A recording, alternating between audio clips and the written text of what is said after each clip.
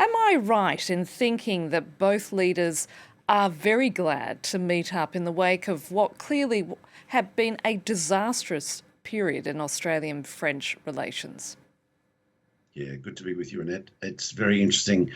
It was important for Australia to be able to reset. It was important for France to be able to reset.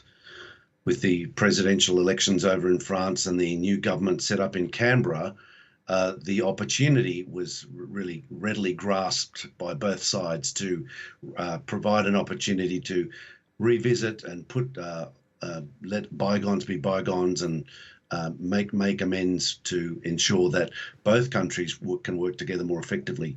Both Australia and France have overlapping interests. France has an Indo-Pacific strategy that for a long time has featured Australia, and actually for a long, with the submarine deal was pivoted partly on the relationship with Australia. So getting back to a position where both nations can collaborate more effectively is really seen by both sides as very important. France needs Australia, Australia needs France. Australia also, of course, obviously needs France in support of the European Free Trade Agreement. But when we think about France's engagement in the Pacific, we've had the Matignon Accord plebiscites completed. We've had French political prospects confirmed in the Pacific. We're seeing a removal of some of the controversial politics about French involvement in the Pacific, and we're seeing an opportunity for deeper bilateral and trilateral with New Zealand relations in the Pacific as well. There's a whole range of relationship dimensions that are important to consider here as well. Having said that, of course, the submarine contract has been cancelled and the Australian government is paying compensation. But I'm interested to know, what exactly is President Macron now looking for from Canberra in terms of security in the Asia-Pacific region? So with the French presence in New Caledonia, Tahiti, and in the Indian Ocean, collaboration with Australia is important. In fact, we often also overlook the fact that France has a territorial claim in the Antarctic. Now, we know that those claims are subject to the Antarctic Treaty, but nonetheless, we are actually neighbours in Antarctica. We have land borders there. Not that we think about it all that often, but when we think about the geostrategic significance and the economic significance of Antarctica, it's actually really important for Australia and France to collaborate more closely.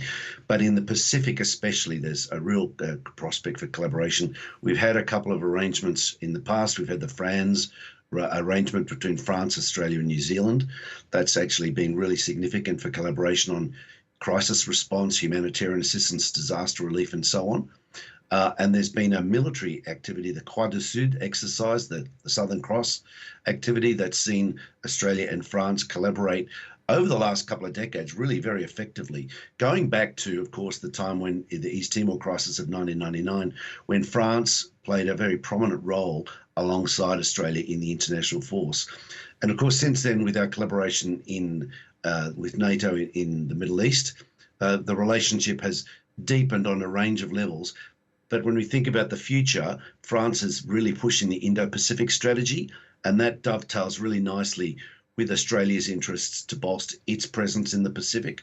So collaborating on that dimension, and perhaps on a number of industrial projects as well, is something that is very important for the two countries to consider. Finally, Professor Blackson, both countries also wanting to counter the rise of China in that part of the world. So how can these two nations work together in combating Beijing's growing influence in the Indo-Pacific region?